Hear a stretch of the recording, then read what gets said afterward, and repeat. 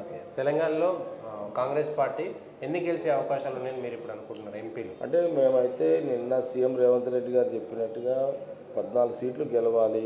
Okay. అట్లనే నిన్న బట్టి విక్రమార్క గారు కూడా నిన్న మీటింగ్లో మాట్లాడిండు 40 సీట్లు కావాలి, 14 గెలవాలి అని.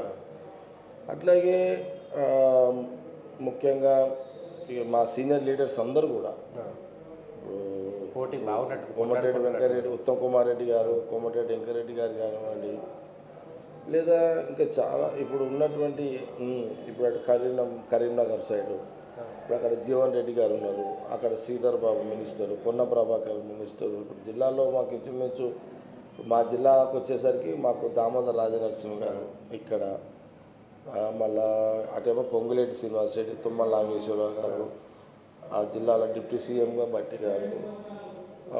ఇప్పుడు హైదరాబాద్లో కూడా అంజన్ కుమార్ యాదవ్ ఈ టీం ఉంటుంది ఇక్కడ కూడా సిటీలో.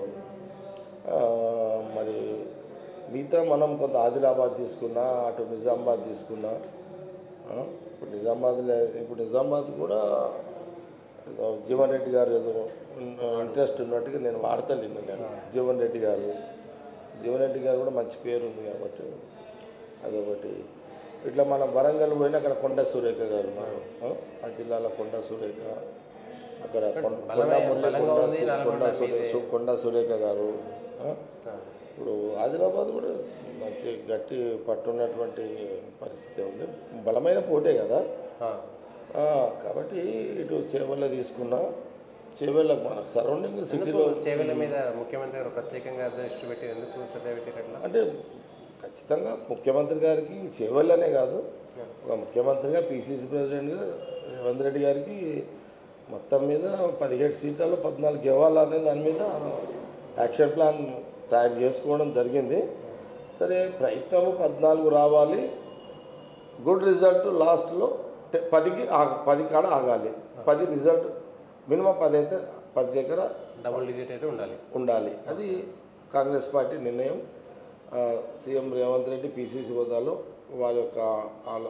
వారు ఒక ప్రయత్నంలో ఈ టీం అంతా entire cabinet ministers, party team అంతా కూడా, పార్టీ ఎగ్జిక్యూటివ్ అంతా కూడా, టీం అంతా కూడా ఇప్పుడు మాకు అంతా కూడా ఆర్గనైజేషన్ సెటప్ మొదటి నుంచి ఉందే కదా. పొలిటికల్ ఆర్గనైజేషన్స్ అనుబంధ సంస్థలు అన్నీ ఎక్కడెక్కడ గట్టిగానే ఉన్నాయి, ఇబ్బంది లేదు. కార్యకర్తలు కూడా చాలా కసిగా ఉన్నారు, ఉత్సాహంగా ఉన్నారు, ఎంటైర్ తెలంగాణ అన్ని జిల్లాల్లో, అన్ని మండలాల్లో, అన్ని ఊళ్ళల్లో.